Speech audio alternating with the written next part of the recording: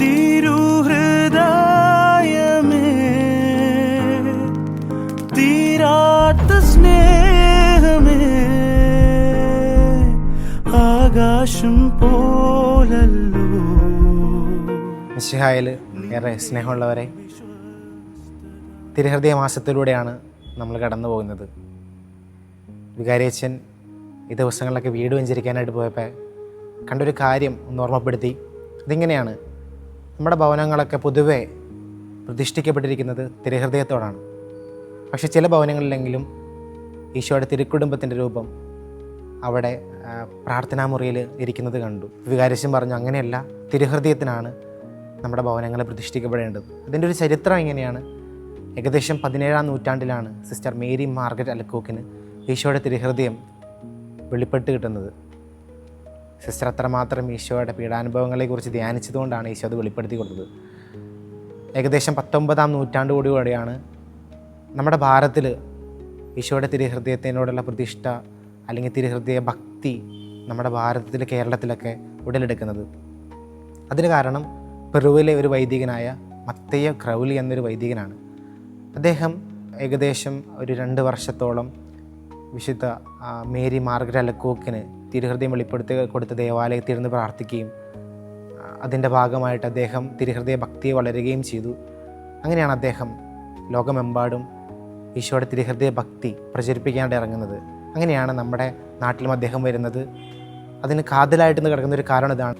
ഈശോ വിശുദ്ധ Mary Margaret അലക്കോക്കിന് കൊടുത്ത 12 വാഗ്ദാനങ്ങളിൽ ഒരു വാഗ്ദാനമാണ് ഈശോയുടെ തിരുഹൃദയം സ്ഥാപിക്കപ്പെടുന്ന ഭവനങ്ങളിൽ ഈശോയുടെ തിരുഹൃദയത്തിൻ്റെ ശാന്തതയും സമാധാനവും എന്നും ഉണ്ടാകും എന്നുള്ളൊരു വാഗ്ദാന പ്രകാരമാണ് നമ്മുടെ ഭവനങ്ങളൊക്കെ ഈശോയുടെ തിരുഹൃദയത്തിന് പ്രതിഷ്ഠിക്കപ്പെട്ടിരിക്കുന്നത്. അപ്പോൾ അതുകൊണ്ട് ഈശോയുടെ തിരുഹൃദയം അത്രമേൽ നമ്മുടെ ഭവനങ്ങളെ സംരക്ഷിക്കുന്നുണ്ട്. ഇനി നമുക്ക് ഈ തിരുഹൃദയ മാസത്തിൽ ഈശോയുടെ തിരുഹൃദയം പോലെ എങ്ങനെ വളരാം എന്നൊന്ന് ആലോചിക്കാം. നമുക്ക് 2 തരത്തിൽ മനുഷ്യരെ സ്നേഹിക്കാൻ പറ്റും. ഒന്നാമതായിട്ട് നമുക്ക് ബുദ്ധി കൊണ്ട് മനുഷ്യരെ സ്നേഹിക്കാൻ പറ്റും. രണ്ടാമതായിട്ട് നമുക്ക് ഹൃദയം കൊണ്ട് മനുഷ്യരെ സ്നേഹിക്കാൻ പറ്റും. ബുദ്ധി കൊണ്ട് എങ്ങനെ മനുഷ്യനെ സ്നേഹിക്കാം എന്നതിനൊരു ചെറിയ ഉദാഹരണം പറയാം. 10ാം ക്ലാസ് കഴിഞ്ഞ് സെമിനാരിൽ ചേർന്ന സമയത്ത് എൻ്റെ ഒരു കൂട്ടുകാരൻ എന്നോട് പറഞ്ഞു, എടാ എനിക്കൊരു കൂട്ടുകാരിയെ കിട്ടി, എനിക്കൊരു പെൺകുട്ടി ഇഷ്ടമായി, അവൾ എന്നോട് വളരെ സ്നേഹത്തിലേക്കാണ് പെരുമാറുന്നതെന്നൊക്കെ പറഞ്ഞു. ഞാൻ സന്തോഷിച്ചു, അവനൊരു കൂട്ടുകാരി കിട്ടിയല്ലോ. അപ്പം അങ്ങനെ അവൻ വളരെ സന്തോഷത്തിലായിരുന്നു. നന്നായിട്ട് പടമൊക്കെ വരയ്ക്കുമായിരുന്നു, നന്നായിട്ട് പടം വരയ്ക്കും. ഏകദേശം +2 കാലഘട്ടം തീരാറായി. എപ്പോഴും ഏതൊരു വെക്കേഷൻ അവൻ എന്നോട് കണ്ടപ്പോൾ പറഞ്ഞു, എടാ അവളെന്നെ വിട്ട് പോയി, കുറച്ചുകൂടി പറഞ്ഞു കഴിഞ്ഞാൽ അവളെന്നെ തേച്ചിട്ട് പോയി എന്ന് പറഞ്ഞു. അപ്പം ഞാൻ ചോദിച്ചു, എന്താണ് നിങ്ങൾക്ക് തമ്മിൽ പറ്റിയേ? അവൻ പറഞ്ഞൊരു കാര്യമുണ്ട്, ബയോളജിയാണ് ഞാൻ എടുത്തത്, അവളും ബയോളജി ആയിരുന്നു. എനിക്ക് പടം വരയ്ക്കാൻ അറിയായിരുന്നു, അവളുടെ ബുക്കും റെക്കോർഡൊക്കെ ഞാൻ വരച്ചു കൊടുക്കുമായിരുന്നു, അതിനുവേണ്ടി മാത്രമായിരുന്നു അവളെന്നെ സ്നേഹിച്ചത്. ഇതാണ് സത്യം പറഞ്ഞു കഴിഞ്ഞാൽ നമ്മൾ ബുദ്ധി കൊണ്ട് സ്നേഹിക്കാമെന്ന് വെച്ചാൽ നമ്മുടെ ആവശ്യത്തിന് നമുക്ക് ആവശ്യമുള്ള പോലെ നമ്മൾ മനുഷ്യരെ സ്നേഹിക്കും. പക്ഷെ അങ്ങനെയല്ല, നമ്മൾ മനുഷ്യരെ ആത്മാർത്ഥമായിട്ട് ഹൃദയം കൊണ്ട് സ്നേഹിക്കണം. ഇനി എങ്ങനെയാണ് ഹൃദയം കൊണ്ട് നമ്മൾ മനുഷ്യരെ സ്നേഹിക്കാമെന്ന് ചെറിയൊരു ഉദാഹരണം പറയാം. ഇത് നടന്ന സംഭവമൊന്നുമല്ല, ഞാൻ ഒരു മെനഞ്ഞെടുത്ത സംഭവമാണ്. അതിങ്ങനെയാണ്, എനിക്കൊരു ചോക്ലേറ്റ് കിട്ടിയെന്ന് വിചാരിക്കുക, ഒരു ഡയറി മിൽക്ക് ചോക്ലേറ്റ്, വലിയ ചോക്ലേറ്റ് കിട്ടി.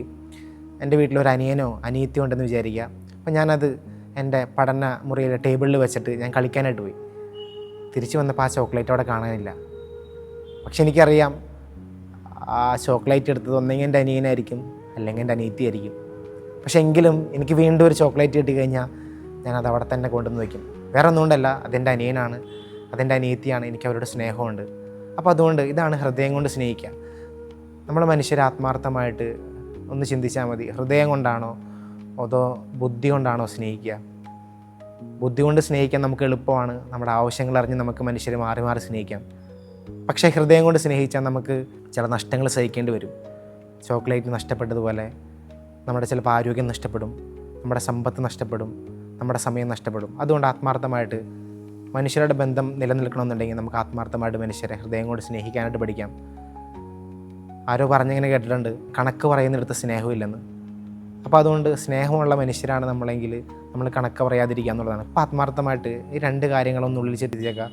നമ്മൾ ഹൃദയം കൊണ്ടാണോ അതോ നമ്മൾ ബുദ്ധി കൊണ്ടാണോ മനുഷ്യരെ സ്നേഹിക്കുക?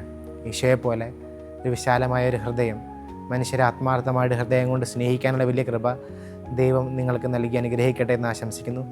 ദൈവം നമ്മളെ സമൃദ്ധമായി അനുഗ്രഹിക്കട്ടെ. ഈശോ മിശിഹായ്ക്ക് സ്തുതിയായിരിക്കട്ടെ.